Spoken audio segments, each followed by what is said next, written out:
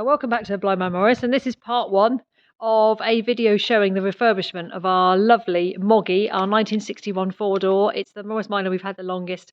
We had it restored about a decade ago. It wasn't completely restored, but it had a lot of work done, and it's come to the point now. We've done thousands and thousands of miles on it, and it's come to the point where we need to do a bit of work on it. The clutch bearing particularly is doing, so that gave us the opportunity to pull the engine, to clean everything up, to mend anything that needs mending, and so we're going to start with taking the front of the grill off, taking the front of the car off, and then we'll remove the engine, and then we'll be able to replace the clutch bearing, clean the engine bay, clean everything, paint everything, and get it all sorted. So on to part two. Welcome back to Blind Man Morris, and it's part two of the refurbishment of the front end of Moggy, our lovely stalwart Morris. We've got to pull the engine because we need to do the clutch release bearing, and we thought, while we got the front end of the car pulled off, that's in the workshop for a refurbishment. We're going to clean. As you can see, this needs a good clean, bless her. 60,000 miles we've driven it, and through all conditions all year round, and I'm going to replace those as well. Looking at those, look at the state of those. Yeah, and the fan, look at that. Needs painting, needs a lot of attention. So engine's coming out. We're going to rust treat, clean, take this back to it's all new, tidy the wiring up, clean the pipe work down, see if anything needs repairing. I've already got rid of the servo, so that's in the bin because it was broken. Sorry for the wind noise and the motorcycle in the background, it's nothing to do with us. Yes, so I've cleaned the water jacket on the engine, I've cleaned the heater matrix out, and I've replaced the thermostat. I've took the thermostat out because last winter we were driving this car and it was cold, not really warming up at all, and the reason it wasn't warming up at all is because, have I got it in my pocket? Oh, I have got it in my pocket. This is the thermostat, which is an 82. Can you see that at all? Can I point to it? It's that ring there. Yeah, you can just see light through it. Well, anyway, there's a ring. Open. The ring's open, so the thermostat was stuck open, so it failed. So obviously the engine never heated the water up very much. Perfect when it's 34 degrees, but not so good when it's only -2. So we're going to put a new thermostat in there, sort all that out, and yes, on to the next job, which is pulling the engine. So the engine is out, and it went reasonably well. It probably went easier than when we did Gas Monkey, apart from one of the bolts on the back of the engine. Bolts on the back of the engine. I say nuts. I know, yeah, there you go. My turn, look. But we have noticed that, the clutch bearing, I'll show you that in a minute, is absolutely horrendous. It hasn't got any carbon on it at all. But this, what's this called? The clutch plate there, the pressure plate there, it's worn. It's very worn. We were hoping not to have to replace the clutch because obviously the older clutches are likely to be better than anything we can buy nowadays. But I think unfortunately it looks as though we're going to need to replace it. Yeah. We might be able to put on one we've got in the workshop. We'll have to have a look at that. So yeah, engine out, lots of cleaning to do, lots of sorting to do, and I'll just go over and show you what the clutch bearing looks like. I've done a whole video before on the clutch bearing, but just to show you, the reason we were doing this job in the first place was because the clutch adjustment rod had snapped twice in the last couple of years, one quite recently, and that told us that probably the adjustment was right at its end and we needed a new clutch bearing. So here we are, and it's gone. Look at that, it's absolutely shiny. So we also need to do the bronze bush as well in the clutch forks. You can see that wobbling. So I'll give this a really good clean. We'll take out the fork, we'll change the bush inside it, we'll replace the bearing, and then that'll be much better. This is part 4 of the refurbishment of Moggy, our 1961 Morris Minor, our much loved 1961 Morris Minor from South Africa, that we've had for years and years and years. And you know that we're taking it apart to change the clutch bearing, but of course when you've gone that far in, you try and do everything you can. So the front end is in here, and that's my part of it. So this is the radiator cowling here, and then we've got the grill there, and then I've got the radiator down there. So with this radiator cowling, what I will do front and back is I will sand it all down. I'll clean it and sand it all down, and then I'll repaint it. This front grille here, actually an awful lot of it is dirt. I can just go around the other side and you can see. I know it might look terrible to some people, but actually it's not too bad. There's an awful lot of dirt, but it's nowhere near as bad as I thought it might be. And the radiator down here is actually quite new. We replaced that a couple of years ago, so that's not too bad at all. So I probably won't have to do a great deal with that again, except clean it. So I'll be getting on with that, and then when it goes back on, it'll have a nice new spruce front end. So on to the next stage, and the next stage was cleaning the engine block and doing an engine block inspection, which be looking at the state of the clutch plate mechanism, cleaning everything down, having a look at the core plugs, and the core plugs are, let me find a core plug. Yeah, they're on this side, look, those big round things. There's one down here, there it is, look. So I'm going to have an inspect of the core plugs, because the core plugs are from the manufacturing process, and they're beaten in, actually, so they're pressure fitted. So rub a bit of grease around inside when they fit these core plugs, and then they put the core plug in, and then you belt them in and they seal, and you can feel the dent there. And the issue on checking these core plugs is because very occasionally where they've been hit in the middle, they rust through and you'll get a leak. So I'm just checking around the core plugs. That's rock hard. And I'll have a look at the others. And we're giving it a good clean. You can point out some really interesting other things. So this is where the distributor fits there. Don't push the rag in. I won't push the rag in, no. I won't push the rag in. What else have we got? This is the oil filter, obviously, here. Yeah, yeah. Then you've got the attachments that the alternator or dynamo would go onto here. Alternator. Yeah, it is on ours, but it might not be. There's a water pump there. Yeah, water pump there. Then you've got the thermostat, obviously, up here. Yeah. What else have we got? Oil filter, look. You can actually see the oil filter. You can actually see the oil filter clearly. Look at that. It's quite interesting. Clean now. Yeah, cleaning. Lots of cleaning. And there's the heater tap there. John just reminded me what it was called. I'm not going to cheat. So that's the heater tap there on the back there.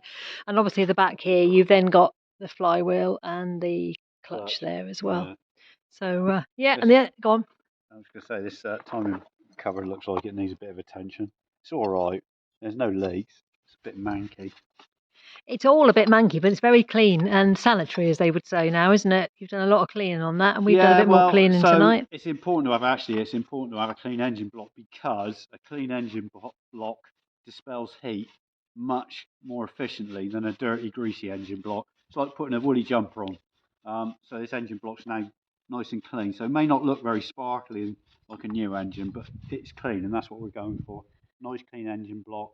I'm going to check all the gaskets and tappet covers and everything, make sure they've got no leaks, because it's obviously going to be easy to replace anything while the engine's out. So I'm going to have a good look at it. But actually at the moment, because we've serviced this not very long ago, I really think other bit more cleaning, it doesn't need much to do. Now you're going to go over and show where you replaced your bronze bush on your fork lever arm. I am. How exciting is that? Here we go. I have done videos on the clutch and bearing before, but on this occasion we are changing the bearing, but we've also changed the bush as well. So the bronze bush goes in here. So there's a little washer there that's a lock washer, so you have to knock the lock washer off first, then you undo this nut here, and then you unscrew the bolt that goes through it. That then allows you to take out the fork. The fork is obviously joined down there. You can see it there. So you'd have to pull it out from that side by undoing the clutch mechanism underneath, the clutch adjusting rod and everything underneath, and that allows you to pull it out through the rubber. And then what I did was I took it into the workshop.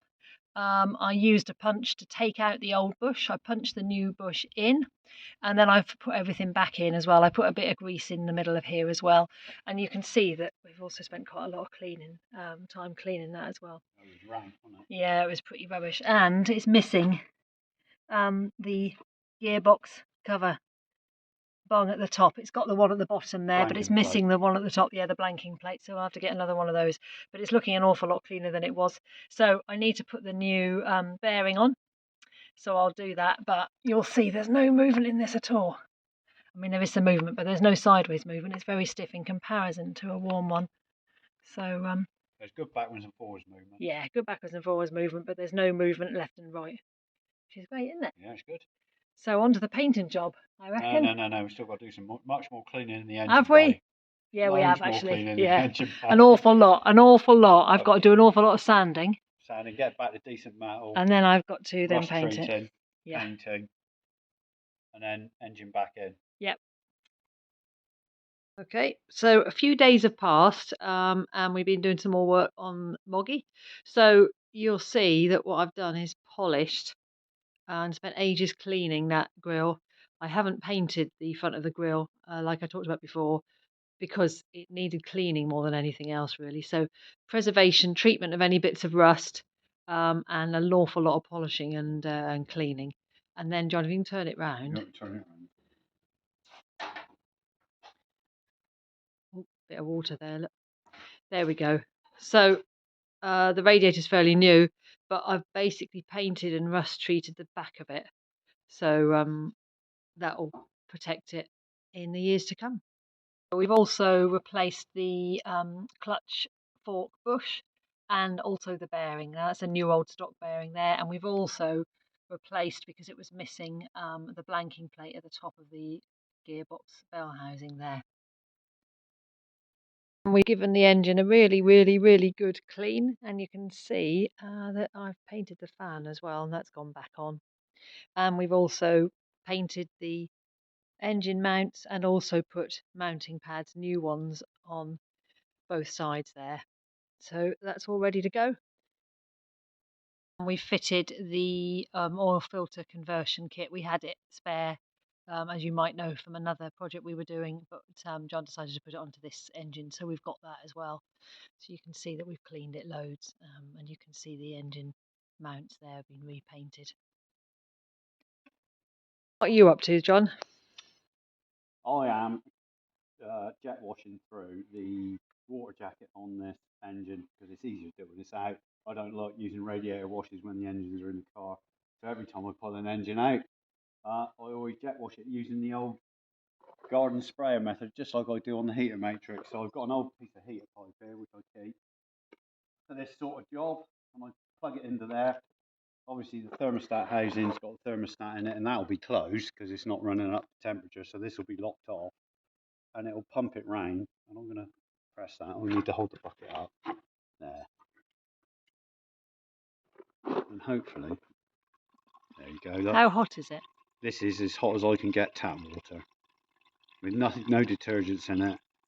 It's pretty clean, you know. And I'll just pump about 5 litres of hot water through there just to make sure it's clean. Well, it wasn't out of the heater matrix, was it? It's disgusting. It wasn't, but it's clean in here. That's good.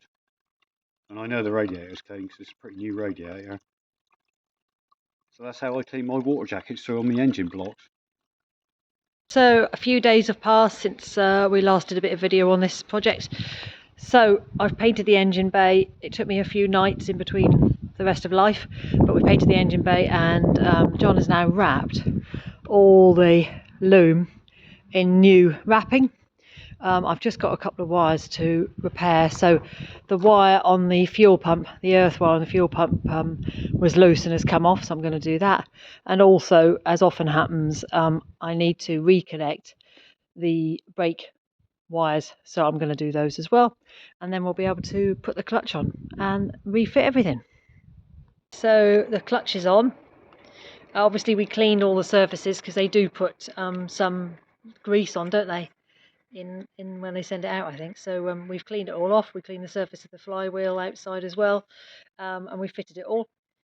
We actually used a Morris specific clutch tool this time, which looks like that. It's 10 spline, just like a Morris would be. But on our other video, when we did the other clutch, we used a universal tool, which is the one John's got in his right hand. I have to say, not a lot in it. Not a lot in it. The method is slightly different, but not a lot in it between them, I don't think. Probably that one is slightly more exact. What, the old Morris tool? Yeah. There you go. Because it's mimicking the input shaft, isn't it? Whereas the universal one doesn't have splines on it. But yeah, So there we go, tightened up. Obviously you do it diagonally and a bit at a time so that it's got even pressure all the way around. Yeah, and on to the next bit. Use a deep socket. Oh yeah. So when you're doing round your clutch, you know, it's not in the way. So it works much better with it. See, look at that. I tell you the other thing is that when you do it, you need to block the engine the other end. Oh, we need a massive spanner. With a massive spanner, which is there. So it just means that it can hit the floor, that spanner, or indeed hit the water pump at the front. And then you're not then having the engine turning when you're trying to do up those nuts there. But you need one of them. You need a massive spanner. I don't even know what size that is. Massive. Massive. That's an old imperial size massive. I don't know what it is, but it's a massive spanner. Oh, I don't know. It's mad, isn't it? So yeah, there we go. Clutch on, and we're pretty much ready to go back in the car. You showing them the engine bay? Or would it need hoovering first? Yeah, probably. Here we go. Here's the day we're going to put the engine back in. So there it is. John's just putting the straps around the engine ready to put onto the crane. And as you can see, everything's painted and cleaned and ready to go. Yeah, ready to go. Right, here we go. And the engine's in. So it went reasonably well. It probably took us about an hour. Yeah, it's getting it lined up. That's the issue. Yeah, jacks and pieces of wood and various things. So once it's lined up, it does pop in. Which is really useful though, is this Velcro pad. Well, it's not a pad, it's a wrap. And these are used for protecting trees when you're hanging swings and stuff. So for that, and then you can just wrap it around this cross member, and you can you don't get the damage from the engine hitting it. Then it's really good, isn't it? It protected it quite well and everything. Yeah, it does. Worked really well. Yep.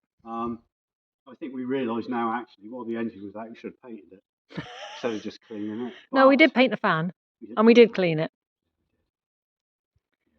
But we've done what we needed to do, and the engine bay's painted, and the clutch is in, and yeah. So now we've just got to do all the fiddly bits, haven't we? All the fiddly bits. Yep, all the fiddly bits, and then we'll be able to start it. Yeah, hopefully. Okay, so the peripherals are back on. So we've got the manifold attached, and the carb I cleaned out.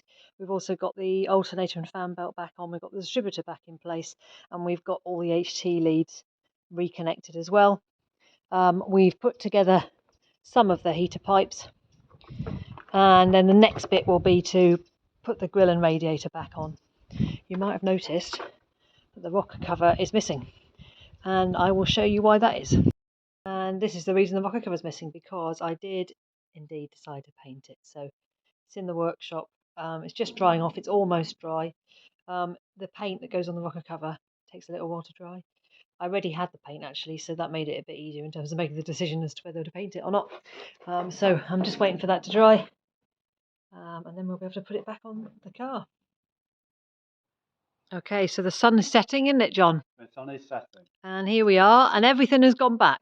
Yeah, all the electrics are connected, the front end's back on, and we forgot to paint the mudguard, the front bumper. Because I put it to one side when it was raining and it never got to the workshop. So that's going to have to come off in the future and be redone. But other than that, that's the front end done. As I come forward, you can just see the rocker cover. Look. Oh yeah, you and your. I know. your rocker cover. Okay, so we're going to test the electrics, and then once we've tested the electrics, we're going to put some water in it. We're going to start it up. Okay, here we go. So it's the next morning, and we did test the electrics, and we did find a couple of problems. One was the headlights didn't come on, and the other one was the horn didn't work, and the engine wouldn't fire. Other than that, it was great. Other than that, it's great. So the engine wouldn't fire because the core wasn't connected, which doesn't help. So you need power to the core for the spark to fire. The horn was connected incorrectly, so we swapped those wires around. And what was the other problem? The headlights. Oh, the headlights. Oh, the headlights didn't work because we didn't have the core wire on, and that disturbed one of the connections on the snip-snap connections on the bulkhead there. So that's all been tidied up and done. We filled up with water, and now we're going to fire it up and see what happens, and see if we get any leaks. We're bound to get leaks on the hoses. That's fairly standard. I never get them right first time. So, and I'm looking for oil leaks on the oil filter conversion as well. So start the engine, check the level on the coolant, and check for leaks on all the clips and connections which we've just redone. Yep. So let's get in and start it and see if it leaks.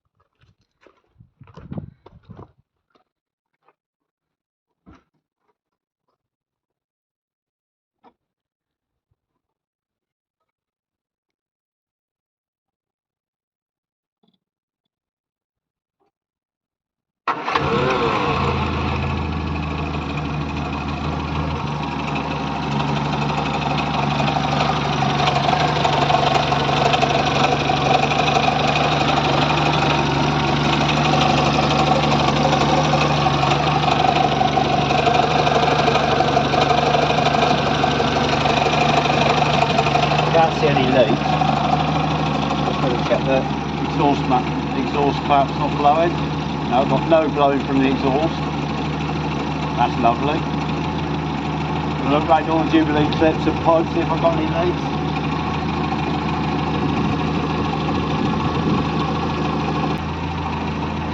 There's always things though, isn't there, that you look at and think, oh, I didn't do that. What, you mean the battery tray? The battery tray is one. The bumper we forgot. Yeah, we forgot the battery bumper. Yeah. The battery tray, the battery holding bar, whatever that's called. Battery clamp. The battery clamp, I should have painted that. Trouble is with these things, it's a bit of mission creep, isn't it? You start off with one thing and end up with lots of stuff, which is alright if you haven't got to have a car that's running. But yeah. That sounds very, very, very smooth. I think new engine mounts and the new steady bar grommets have stopped the engine shaking quite a lot, and all new bolts and fixings have folded it down. Yeah, that is a very sweet sounding A series engine. And it's on to the next job, and there we go.